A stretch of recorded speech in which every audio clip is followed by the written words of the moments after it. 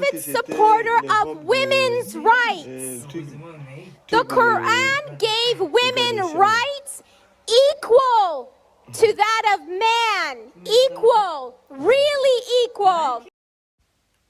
Non, le Coran n'est pas un fervent défenseur des droits de la femme et le Coran ne donne pas les mêmes droits aux hommes qu'aux femmes. Lisons quelques passages. La sourate 4, ayat 34.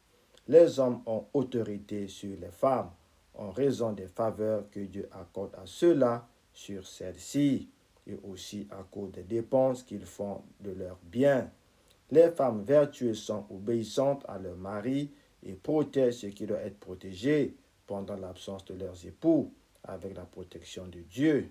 Et quant à celles dont vous craignez la désobéissance, exhortez-les, éloignez-vous d'elles dans leur lit et frappez-les, Si elles arrivent à vous obéir, alors ne cherchez plus de voir contre elles, car Dieu est certes haut et grand.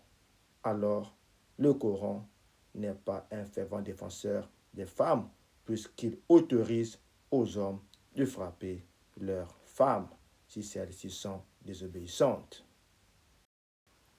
Selon la sourate 2, ayat 282, le témoignage de la femme est de moitié fiable que le témoignage d'un homme. C'est-à-dire devant un litige, par exemple, si on a besoin de 2 témoins, si ce sont des hommes, alors on prend 2 témoins, 2 hommes. S'il n'y a qu'un seul homme et il n'y a pas un autre homme, alors on prend 2 femmes, c'est-à-dire ça fait 3 témoins. Mais pourquoi, selon le Coran, le témoignage de la femme est de moitié fiable que le témoignage d'un homme?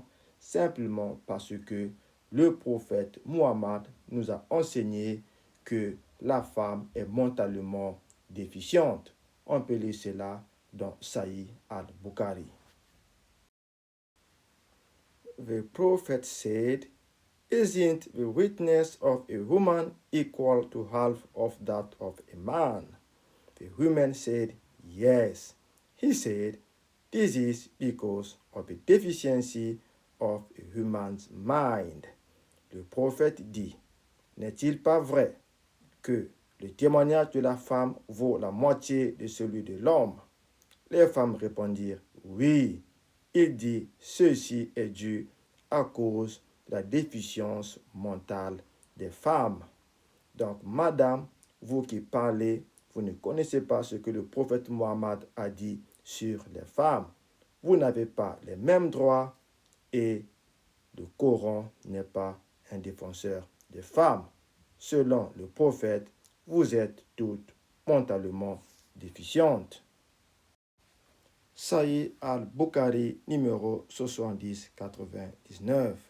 Never will succeed such a nation as makes a woman their ruler. Selon le prophète Muhammad, une nation qui a une femme comme leader ne peut pas réussir. Voici ce qui montre encore que le prophète Muhammad ne traite pas les hommes et les femmes égaux. Enfin, la sourate 2, ayat 223. C'est cette sourate qui fait que beaucoup de femmes sont en train de quitter l'islam aujourd'hui. Il est écrit, vos épouses sont pour vous un champ de labour. Allez à votre champ comme et quand vous le voulez et œuvrez pour vous-même à l'avance. Craignez Allah et sachez que vous le rencontrerez et fait gracieuse annonce aux croyants. Cette sourate enlève toute volonté de la femme, puisqu'elle est un champ, donc l'homme peut y aller comme et quand il veut. Alors, madame, le Coran n'est pas un fervent défenseur de la femme, encore moins, il ne donne pas les mêmes droits aux femmes qu'aux hommes. Quran is an avid supporter of women's rights. The Quran gave women rights equal to that of man. Equal, really equal.